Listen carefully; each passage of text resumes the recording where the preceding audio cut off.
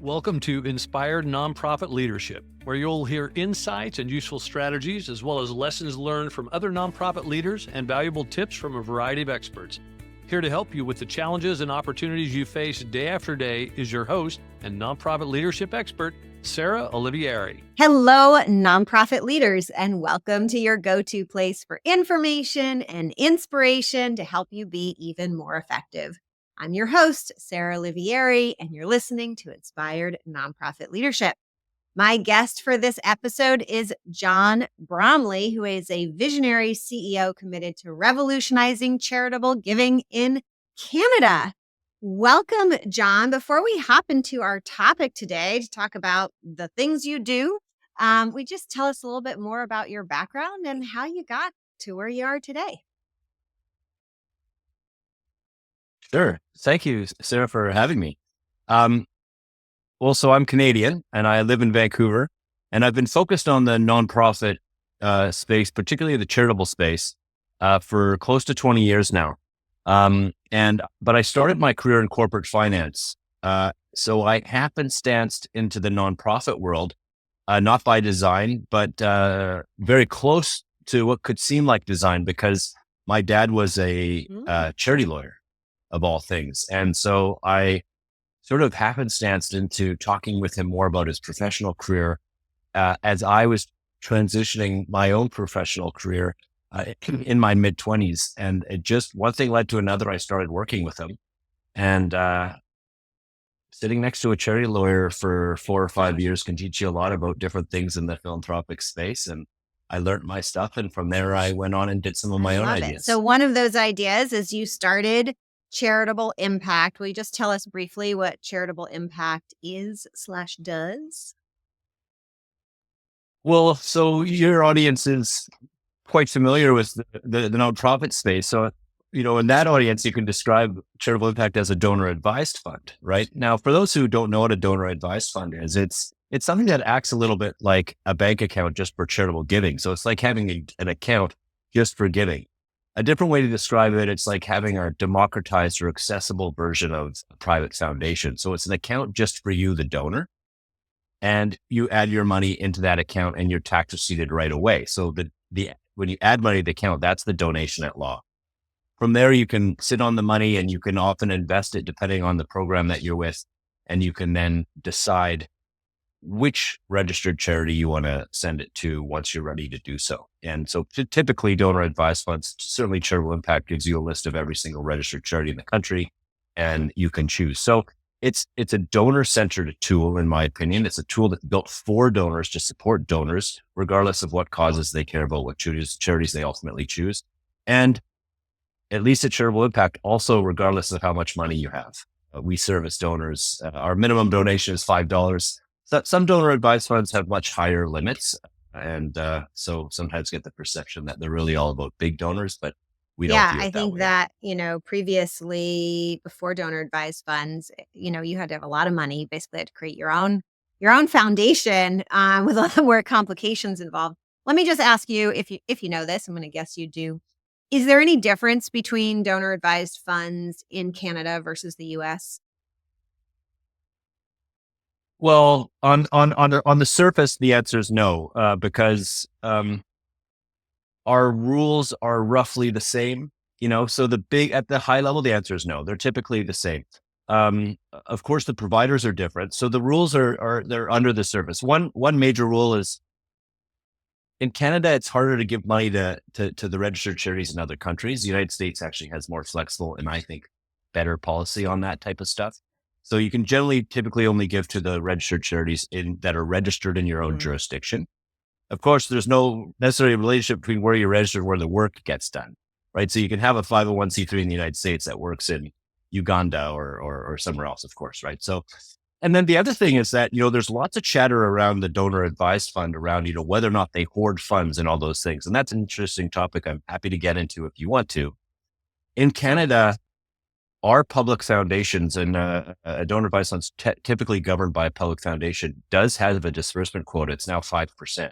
So generally the governance inside a donor advised fund is that every donor advised fund, shall allocate at least 5% out the door every year. In the United States, the public foundation doesn't have that disbursement quota. And so that's an under the surface difference, but I think an important one, because in Canada, there's no way to kind of quote, hoard money in a donor advised fund.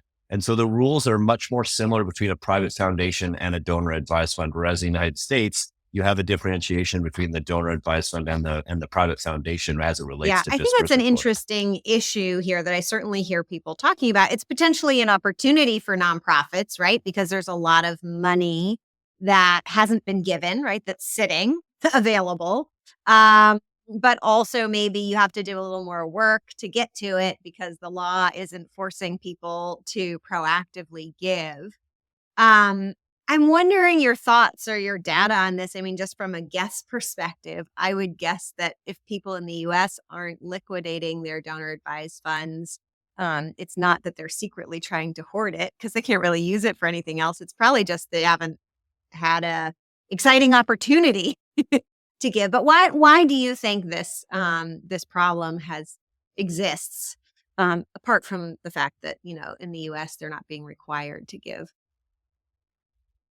Yeah. So that's a great question. First of all, I want to just point out, I like the way you position that. And I think you're right. It's important to recognize once an asset is donated to a registered charity, it can't really be accessed, right? So people who are quote hoarding or viewed or perceived or actually hoarding money in a donor advised fund, it's not because there's any personal benefit to them, or there certainly shouldn't be, right? You can't leverage those assets, right?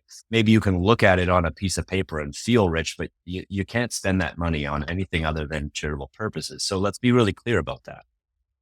So when you really understand that well, I think the answer comes down to it's possible they don't have they haven't found that good opportunity yet. So I like where you went there, but then the question would be why? So my answer to that is they're just not an engaged donor. And I think this is a huge problem, whether you have a donor advised fund or not. I think one of the biggest problems in the sector, certainly in Canada, I also think the United States, is really nowhere to learn about giving. As a result, we're not as engaged with giving as we should be.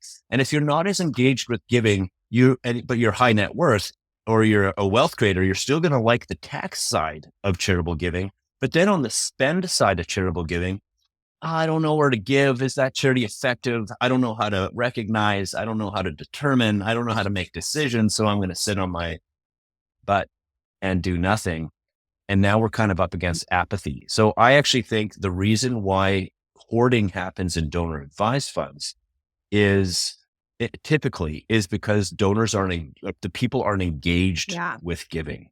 I love that answer, you know, and in looking through some of the work of Charitable Impact and your messaging, I see that you are out there championing for nonprofits to donors to be proactive givers. But what advice would you have to the nonprofit leaders listening about how to overcome that apathy, how to get donors engaged? And is that, and you feel free to offer an opinion too, should that be the charity's job? And who else should be involved?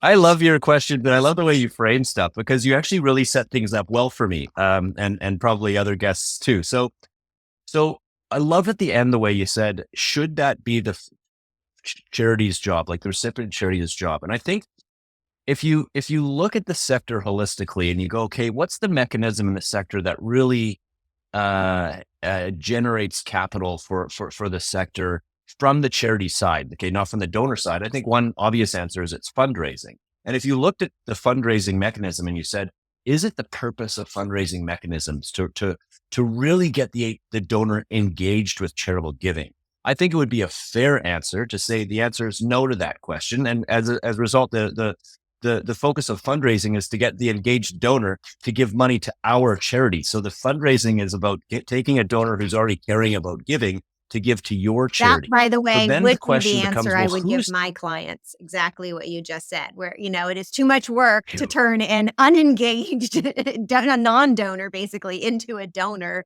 That's not going to be worth your dollars. So I'm 100% in agreement with you there. Carry on.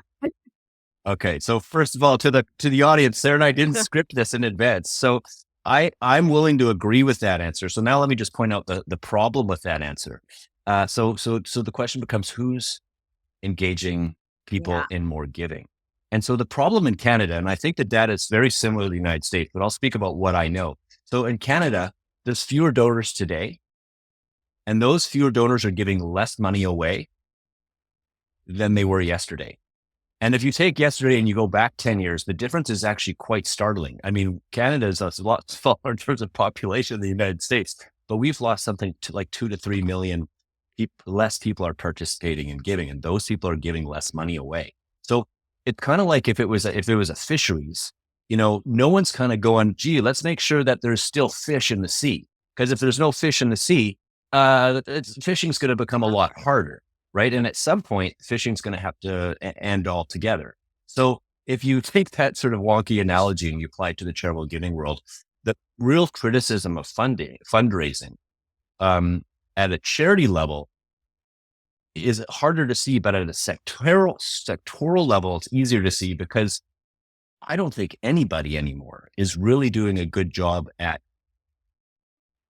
starting with the human being's innate generosity, something that I believe we're kind of born with, and nurturing that nature along the way to create a person who really understands that giving back is a part of who they are and what they do, and they have fun doing it, and they benefit from giving back as well. And as a result of that, giving, even proactive and quote strategic giving, and all these interesting words you like to throw out, should be a part of our lifestyle. And one of the analogies I like on that, just really briefly, is I grew up playing a lot of sports. So like when you think about sports, and I've got kids, and I know you do too. So it's like, you have these young kids, and it's like, oh, what am I going to do with them? Well, let's just throw them into sports, because sports is a good thing. And you don't really care what sport. It's kind of like, let's get them in. Then you find a club, and then you find a coach, and then they practice and they get together, and whether they like it or not, there's friends around and they talk about it. They play on the weekend, right? And through that, you can figure out whether you like that sport. And if you don't like that sport, you can try another sport, and whether or not how much you like athleticism and all the rest. Like, where's something like that for giving? Yeah. Oh, that's a really good point. And I think too, what you were saying, going back to like how charities themselves, how nonprofit leaders can think about their role in giving and their role in enhancing the pool, right? Like the fishery, enhancing how many fish are in the sea. It does make me think about, so many nonprofit leaders, especially if they're not like a I love fundraising person, which many of them feel uncomfortable with fundraising. They feel uncomfortable asking because they fall into, we're just going to make this like a commodity exchange. Like someone only wants to give for the sticker or the tickets, but they forget that give to a charity has a very high emotional value. I mean, I think you could almost, and here I'm going to go way out there, you could almost like equate it to drugs, right? Like, which is a better emotional high, a gift to a charity or, something chemically induced. And without taking that too far, I think that if the nonprofits themselves remembered how good it feels, and thought about that when they are out there, and then you're not soliciting, you are selling an emotionally really amazing experience that's an amazing high that's also like has like no negative side effects. And I think that there's a mindset there. I feel like there's some sort of pairing. You're making me think of like what the rest of the world thinks about giving, like they've forgotten, or nobody ever told them that giving, maybe it's because they're told it's supposed to be selfless, but you can totally be a selfish giver because it feels great to give. Man, again, I love that. So selfish and giving don't really go together in our culture, but I think it's a really important point, just to pick up on that one first. I mean, the selfish side of giving should be, when I give, I get something in return myself, right? And when you talk to donors who participate actively, they point that out to you, and they're almost proud of that. I mean, it's kind of like exercise. I mean, who really at the end of the day likes to do exercise? Well, it feels good. You feel good after. You can have an extra burger or a beer, and and you enjoy that. And so there's, that's true of giving, and it's also true of exercise. We need to talk about that more. I like the notion of this, of selfish giving, as long as it's characterized properly. The Can other, I just go there for a second? How would you characterize it properly? Yeah, sure. Having given Please. that no thought myself, but you mentioned it. So can you characterize, how would you characterize selfish giving? Well, I mean, I'm not a scientist, but I'd sort of go to science and I'd talk about, and I'd want them to talk about like how, the different, parts of our biology is affected, when we do these things. I think you'd want to point out that you recognize that, like, regardless of the biology, when you see progress in the world that you've contributed to, it's, you feel good about it. And even when there's problems with progress, like think about raising a kid, there's so much meaning in raising children and so much purpose in that, but it doesn't always go smoothly. So there's also like, purpose found in difficulty along the journey. And so the journey part is the side of charitable giving that I think is really important from the donor advisor's perspective, because it really lets you focus on the donor and say, like, this is a journey over time. It's not just a transaction here. It's not just a transaction there. And you're going to be able to look back on your life, your giving life 10 years from now and go, it's interesting. I started with climate change, but then I moved to, poverty relief or whatever you did. Maybe you went the opposite way. I don't know. Here's the part about emotional giving that I just wanted to comment on, because I love what you said there too. So, and fundraising, let's just start by saying fundraising is incredibly difficult, and it's going to get harder and harder and harder as society sort of continues to not pull away from generosity, but pull away from being engaged in charitable giving. So the emotional side that you mentioned is super critical, but it's more easy to access someone's emotional side, the benefits of the emotional side of giving, when they know that they're interested in your charity. And so one of the problems with fundraising, especially the scattershot fundraising, is that you don't actually know who you're talking to necessarily. And because donors like to be seen to be, or people like to be seen to be giving, oftentimes they give in reaction to be asked and not actually because they're super engaged with the charity.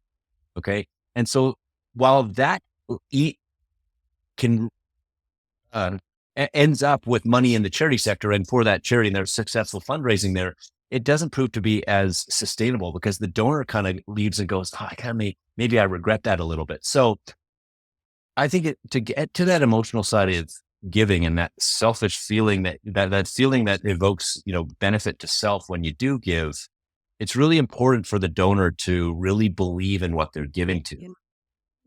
And that sounds so silly, because it's like, well, obviously people are giving what they believe in, but I actually don't actually think that's true. You. It's often because they've been asked. I mean, you can get people to give you a lot just by asking. I mean, you got to go up to anybody and be like, hey, could I have $5?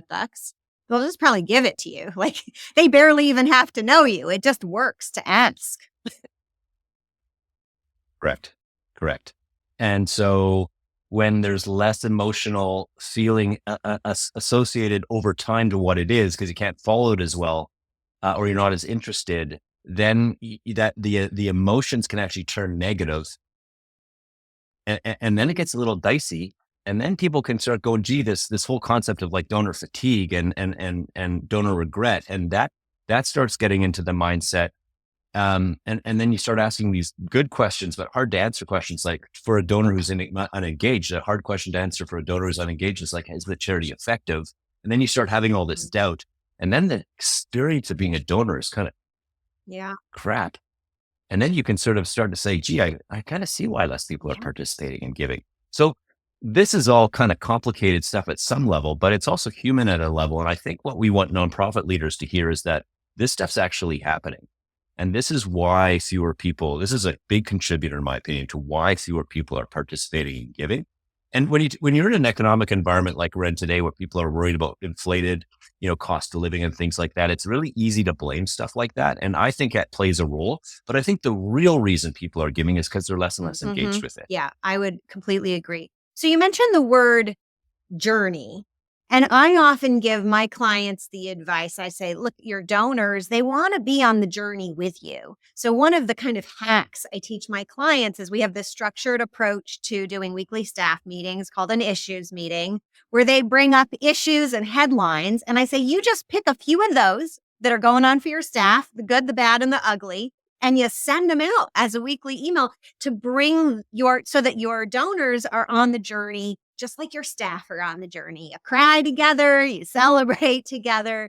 But you mentioned this concept of, through kind of looking in your donor advised fund journey, like what that journey of giving is for the donor. I'd love to hear more of your insights on that and how you've seen that matter to those donors, who their level of engagement, and how that works for them. Like, if we put ourselves in their shoes, what are they thinking as they use this tool?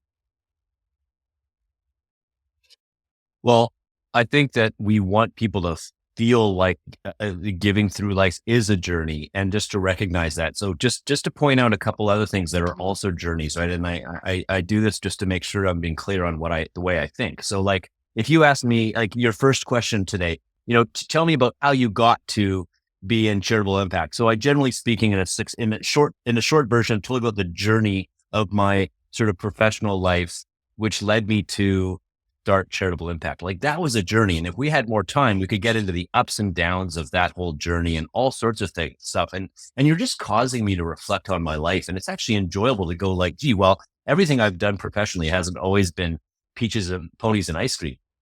I can reflect back and have a great conversation with you and say like, hey, these were some of the things that happened that were real tough. These are the things that this is how, I could do the same for my growing up as being really engaged with sports. I played this sport first. I played that sport second. I achieved this. I achieved that. I had this great mentor. I had that great coach. Oh man, here I am reflecting on my life. So we want people to be able to do that from a giving perspective too. Man, in my 20s, I was really engaged in this, and here's why, and here's what happened in my life. And then this happened to grandma. And so then I started, focusing on this, and I started volunteering there, and I gave some money to that. And then I had kids and this happened, right? So like giving life, like athleticism, like relationships to people, like jobs, it's all a journey. And it's really important for people to see it that way, because then when you see it that way, you can start going like, hey, I can really reflect on my life through how I went through life, partly with giving as a part of what I was doing, and how not it was always awesome, because it's not going to be, but how it was just a part of what you did, and how it added meaning and intention and purpose to your life. And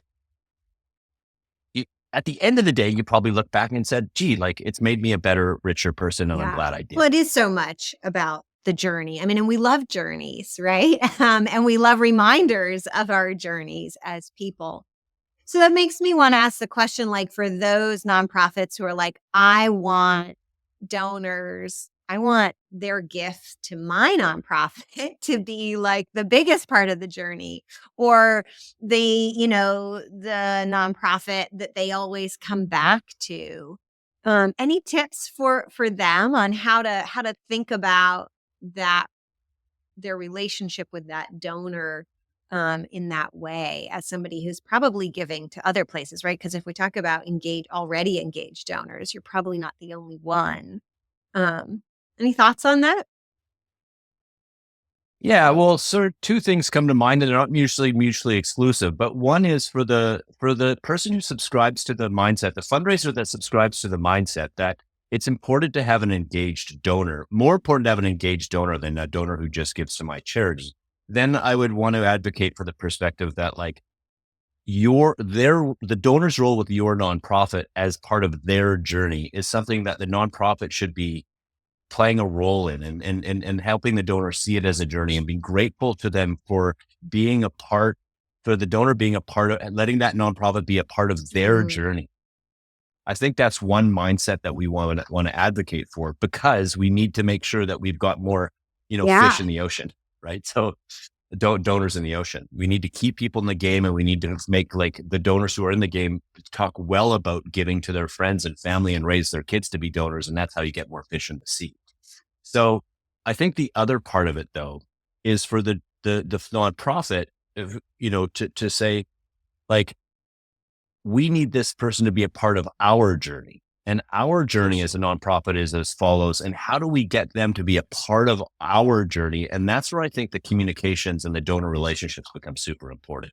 And I liked what you said before about what you did with your issues, concept, because realistically, to convince a donor who's not super literate in what they're giving to the cause. I mean, if they're super literate, maybe they can tell them it's the theory and stuff about how effective you are. But otherwise, I think it's really a relational journey, and say, like, here are some of the struggles that we're going through as a nonprofit. Here are some of the wins that we're having. And you sort of see that nonprofit's journey the same way you can start to see your own life. And if you like that nonprofit, kind of like liking a person, you're more likely to keep them a part of your ongoing kind of that life. makes me think of, I play a sport. I'm a competitive sailboat racer. And there are so many good analogies from sailing. One that keeps coming to mind actually as like a flag to all the sailors out there. I saw this Facebook post that really only speaks to sailors, and it shows some people biking, and it says, like, are you looking for your next activity that's extremely uncomfortable and costs a lot of money? And like every sailboat racer is like, and then they're like, try sailboat racing. And every sailboat racer is like cracking up over this, because it's true. It's extremely expensive, and you put yourself through all this discomfort, but it's full of journey. It's full of dynamic things, and it's partly full of team building. And so I have a very good member on my team when I'm the skipper, and I'm now on his boat too, where he's the skipper. And another competitor recently kind of tried to take my team member away from one of my races to race on their boat. And I kind of tried to accommodate it in a way. And then my teamer was like, no, I'm not doing that, right? Like, so I didn't have to solicit. I didn't have to say, hey, please don't leave my boat, because we've built this journey. We're doing something together. So you get that proactive, no, I'm with you, because we're working towards something and we've been through a lot already. But I was worried for a moment. I was like, oh boy, because it was a friendship versus a team membership. And teammate won over the friendship. But that's the power, right, of being on a journey with somebody, is there's a lot of stickiness there. I want to ask you a question, kind of totally left field, but Sure. before we run out of time. Okay. Why use a donor advised fund model over just giving individual gifts? I think because it's a centralized account that can speak back to you, your journey through the data that you've done over time. So, without getting into all the details, it's kind of like saying, well, why would you use a bank account instead of just like stuffing, cash under your mattress and spending it randomly? And I think it's because the centralized account, everyone's always about, money out and track it. But I actually think the money in aspect's really, really important for the donor advised fund to develop the donor. Because like, if you're not quite sure what charities to give to, but or you think you want to be charitable, having a donor advised fund lets you go halfway, make the donation, take the tax receipt, and go, at least I'm in the game. I am a charitable person. I'm making charitable contributions, $100 a month, $1,000, whatever it is that fits your budget and or aspiration. And then getting in later and going, how am I going to spend that? Right. So where that's like a bank account, it's like, well, I have a job and I get paid, and it comes in a central place. And then I put some over here for retirement. I put some over here for current spending. And I put some over there for investing or other things. So I actually think it's important for donors to sort of think their way through giving that way and take a more budgeted approach. They don't have to be hardcore technical about it, but just thinking through and kind of going that, I've got $200 a month that I can give to charity. I'm going to put in this centralized account, and I'm going to give it to $50 to these 3 charities that I know I love today. And I'm going to keep $50 a month for something that might come up or a new charity that I need. So when you give straight to the charity, you don't get that centralization factor.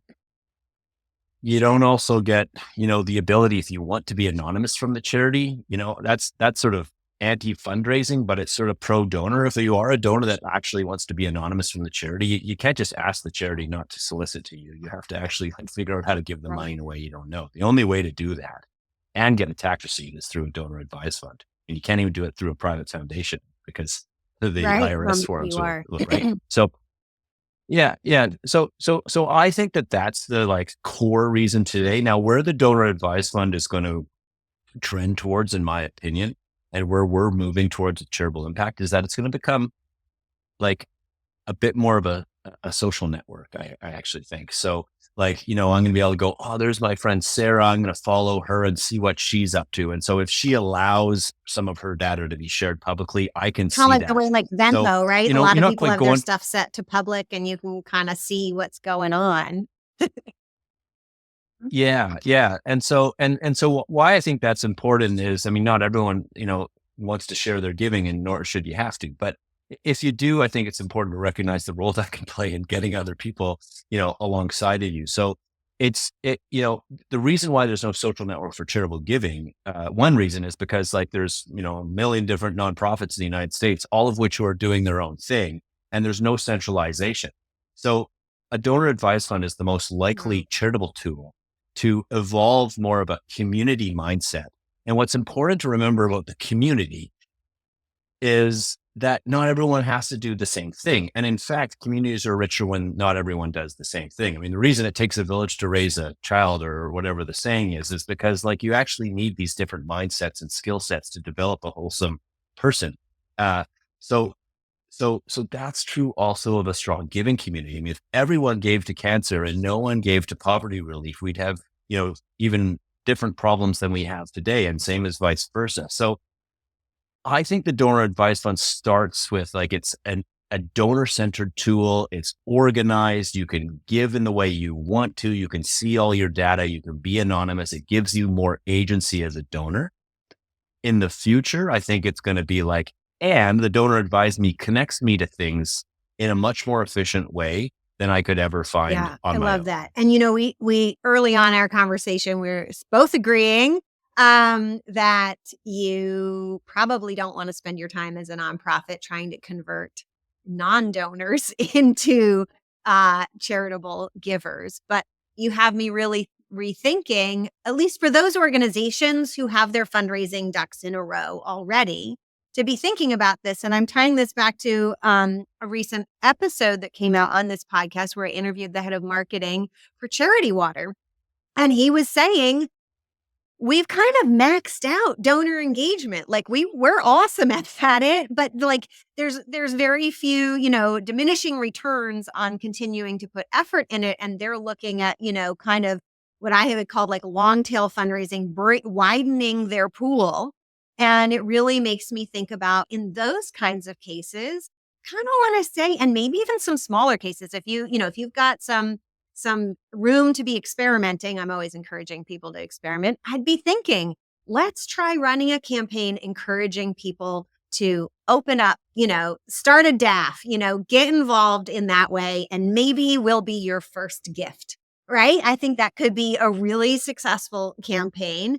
And I also couldn't help but think while you were talking about the donor's perspective, like, how oftentimes charities like highlight their donors. What if when we highlighted donors, we also celebrated the other organizations they gave to and recognized that? And that might be something that sounds scary to do, like, but I think that's that kind of scarcity mindset gremlin, like, no, we don't want them. But I think that if you did that, that could engender like so much loyalty to you because you just do that openly. So you're just giving me lots of ideas here. But since we are at time, I'll wrap up with any final thoughts and as well as ways people should get in touch if they're, yes, I want to get involved with giving through DAFs. Well, if you're Canadian, come check us out at Charitable Impact. You can find us online, charitableimpact.com. We're on the socials at We Are Charitable. The message to the nonprofit leaders, I would echo what I would really encourage them to think through what you just said. And, back to the analogy of sport is you're biased towards sailboat racing. And so you bring someone out to sailboat racing, you're like, hey, try this out. We want you to learn a little bit. And if after 3 or 4 times, or even once, they're like, that's not my thing, or I get seasick or whatever, you're just like, cool. Like, hey, do you want to meet my friend Steve, who could take you to soccer practice, or he's got a basketball team or a hiking club? because the idea is here, you just want to encourage people to be active, to be playing sport, to be doing some social things because it's good for them, it's good for society. So take that type of mindset, and I want to encourage nonprofit leaders to think that way, right? So I love the ideas that you shared there. And to remember that donors, kind of like athletes, it's very rare to find like a Tiger Woods who just plays the one sport. Like most professional athletes grew up playing a whole slew of things. And so guess what? Most donors give to multiple charities, and through life, they change the focus of their area. And so it's really important to recognize who you're dealing with as a donor. You're dealing with a holistic person who doesn't just care about what your single charity does. And so to encourage them in their donor journey to generally, while encouraging them and advocating that they continue to make you part of it, is a mindset that I just want to see adopted more. And the reason the mindset has to be adopted more is because we're fishing all the fish out of the sea. There's fewer donors today than there were yesterday, and that makes everyone's life more difficult. And the cost of fundraising inflates, it goes up, and that's not good either. So, yeah. So anyway, Sarah, I really loved the conversation today. Thank you for having me. Well, thank you so much. It's been such a pleasure. And thank you out there for listening, but also for all that you do. If you find this podcast helpful, I have a bonus resource for you, the Inspired Nonprofit Leadership newsletter, where you can get weekly bite-sized tips in how to be a more effective leader. And you can access that by going to inspirednonprofitleadership.com/sign up. There'll also be a link to that in the show notes, along with the links that John mentioned. And once again, thank you so much. Take care of yourself. Take some time for self-care, and be sure to subscribe and listen to and leave an honest review, because that helps this podcast get found by more listeners like you. Until then, all the best. You've been listening to Inspired Nonprofit Leadership. Thanks so much for tuning in. Be sure to subscribe so you don't miss a single episode or the bonus episodes. And while you're at it, please leave a rating and review, and be sure to share with your friends and colleagues. Tune in every week for more useful insights and wisdom on nonprofit leadership. Thanks so much for all you do for the communities you serve. Until next time, all the best.